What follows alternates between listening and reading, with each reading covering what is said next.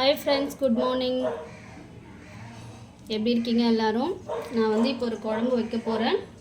அந்த குழம்போட ரெசிபி தான் நான் போட்டிருக்கேன், எல்லோரும் பாருங்கள். அந்த குழம்புக்கு வந்து நல்லெண்ணெய் வந்து ஊற்றிக்கணும். நல்லெண்ணெய் வந்து நிறைய போட்டுக்கோங்க. நார்மல் எண்ணெய் வந்து ரீஃபைண்ட் ஆயில் அந்த மாதிரி ஏதாவது இருந்துச்சுன்னா கொஞ்சமாக போட்டுக்கோங்க.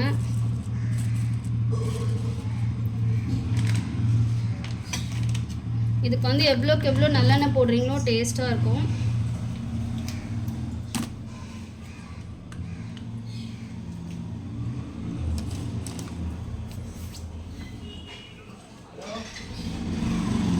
நார்மல் ஆயில் வந்து ஊற்றுறேன். இந்த குழம்புக்கு வந்து எவ்வளோக்கு எவ்வளோ நம்ம ஆயில் ஊற்றுறோமோ அவ்வளோ டேஸ்ட்டாக இருக்கும் இந்த குழம்பு. இதுக்கு வந்து தேவையான பொருள்லாம் வந்து நான் காமிச்சிக்கிறேன்.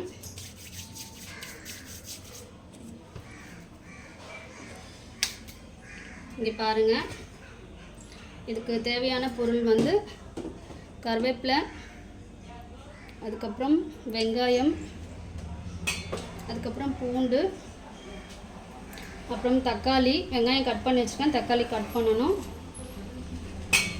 அதுக்கப்புறம் கத்திரிக்காய், முருங்கைக்காய் கட் பண்ணி வச்சுருக்கேன் தண்ணியில் போட்டு. அதுக்கப்புறம் முட்டை வந்து அவிச்சு குழம்புல போட்டுருவேன். அரிசி சாப்பாட்டுக்கு ஊற வச்சுருக்கேன். கருவாடு வந்து சுடு தண்ணியில் போட்டு வச்சுருக்கேன். அதுக்கப்புறம் மிளகாத்தூள் தேவையான அளவு, மஞ்சத்தூள் போட்டுக்கணும். அதுக்கப்புறம் இங்கே பாருங்கள், தெரியுதா? இங்கே பாருங்கள், மிளகு, அதுக்கப்புறம் பூண்டு நசுக்கி வச்சுருக்கேன். இங்கே பாருங்கள், புளி ஊற வச்சுருக்கேன். இவ்வளோ தாங்க இதுக்கு தேவையான இன்க்ரீடியன்ட்ஸ், இவ்வளோ தான். வாங்க நம்ம குழம்பு செய்ய ஸ்டார்ட் பண்ணலாம். இப்போ ஸ்டவ் வந்து ஃபுல்லாக வச்சுக்கிறேன். கடுகு போட்டுக்கிறேன். பாருங்கள், கடுகு தேவையான அளவு.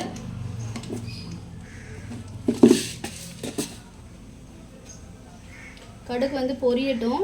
நல்லா பொரிஞ்சதுக்கப்புறம்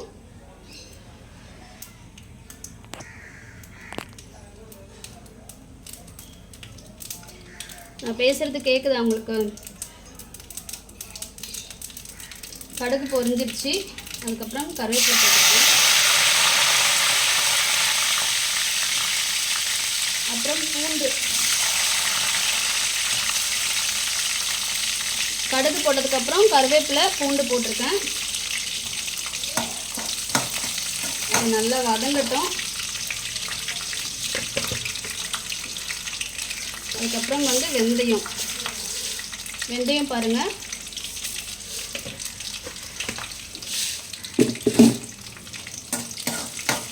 வெந்தயம் போட்டு தாளிச்சிக்கலாம். வெந்தயம் வந்து நீங்கள் எண்ணெயிலேயே வந்து போட்டுட்டிங்க அப்படின்னா கசப்பு தன்மை வந்துடும் ஸ்டார்டிங்லேயே போட்டால். ஸோ பூண்டு, வெங்காயம் அதெல்லாம் போட்டதுக்கப்புறம் போடுங்க, கசப்பு இருக்காது. நான் வந்து பூண்டு போட்டதுக்கப்புறம் போட்டிருக்கேன். ஸோ பூண்டு போட்டதுக்கப்புறம் போடலாம், இல்லை வெங்காயம் போட்டதுக்கப்புறம் போடுங்க.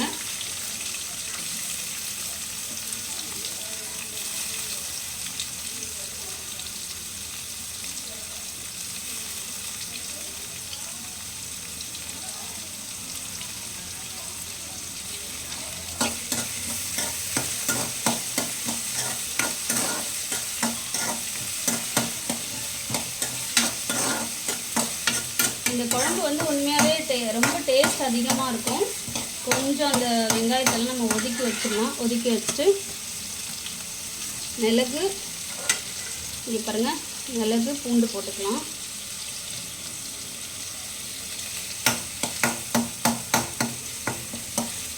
கொஞ்சம் எண்ணெயில் அது வதங்கட்டும்.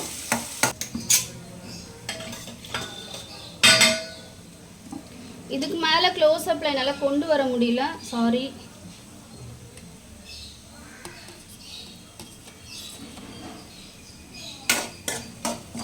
ஒயர் வந்து எட்டலை, ஸோ இதுக்கு மேலே க்ளோஸ் அப்ல கொண்டு வர முடியல.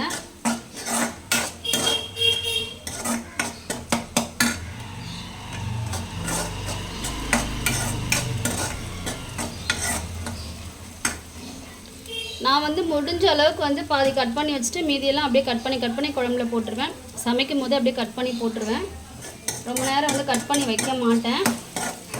ஸோ இன்றைக்கி வந்து வீடியோக்காக வந்து நான் கொஞ்சம் கட் பண்ணி வச்சு காமிச்சிருக்கேன். தக்காளி வந்து இப்போ தான் கட் பண்ணேன். பார்த்துக்கோங்க, தக்காளி 2 கைப்பிடி அளவு.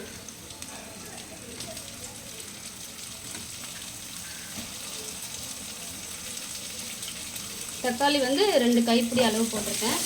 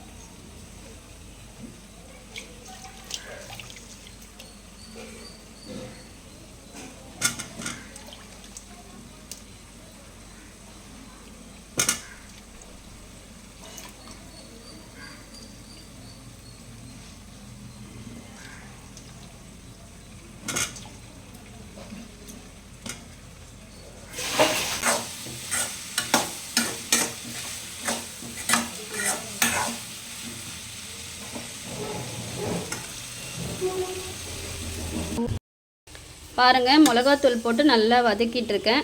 எதுக்கு வந்து மிளகாத்தூள் வந்து எண்ணெயிலே வதக்கணும் அப்படின்னா அந்த பச்சை மிளகாத்தூள் வாசனை இருக்காது. ஸோ அதனால் மிளகாத்தூள் போட்டு நல்லா வதக்கிட்டு இருக்கேன். இப்போ புளி ஊற்றணும். இங்கே பாருங்கள் ஃப்ரெண்ட்ஸ், புளி கரைச்சி ஊற்றியாச்சு. ஃபுல்லாக வந்து புளி தண்ணி தான் ஊற்றிருக்கேன். 2-3 முறை புளி நல்லா இது பண்ணிவிட்டு ஊற்றிருக்கேன். இப்போ குழம்பு வந்து நல்லா கொதிக்கட்டும். மிளகாத்தூள் உப்பு எல்லாம் போட்டாச்சு. குழம்பு நல்லா கொதித்து ஒரு 3/4 பதத்துக்கு வந்ததுக்கப்புறம் கருவாடு போடணும். மீன் குழம்புக்கு எப்படி போடுவோமோ அதே மாதிரி தான் போடணும். பாதியாக கொதிச்சிருக்கு, கொதிக்கட்டும். மறுபடியும் மூடி வச்சிடலாம். நல்லா கொதிச்சதுக்கப்புறம் இந்த பக்கம் சாதம் ஒலை வச்சுருக்கேன், அரிசி போடணும். கருவாடு வந்து வாஷ் பண்ணி வச்சுருக்கேன். பாருங்கள்,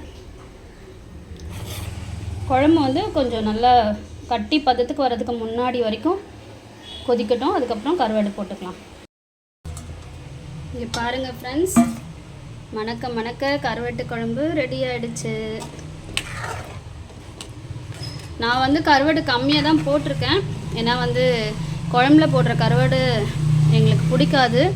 ஸோ கம்மியாக தான் போட்டிருக்கேன் வாசனைக்கோசரம். நீங்கள் இன்னும் கூட கருவாடு போட்டுக்கோங்க. நான் போட்ட குவான்டிட்டியோட நல்லா டேஸ்ட்டாக இருக்கும். பாருங்கள், இந்த பதத்தில் தான் வந்து நம்ம வந்து இறக்கணும். அப்போ டேஸ்ட்டாக இருக்கும். சில பேர் இதோட கட்டியாக இறக்குவாங்க, பட் இந்த மாதிரி இறக்குனா கரெக்டாக இருக்கும். ஸோ நான் இறக்கியிருக்கேன். எப்படி இருக்குது கமெண்ட்ஸில் சொல்லுங்கள்.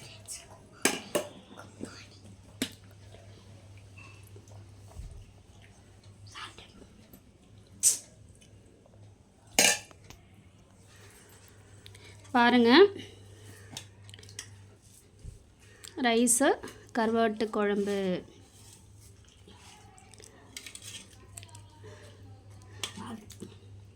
இன்றைக்கி வந்து லாங் வீடியோ போட்டிருக்கேன். பாருங்கள், பார்த்து என்னோடய டிஷ் எப்படி இருக்குன்னு கமெண்ட்ஸில் சொல்லுங்கள். ஓகேங்களா?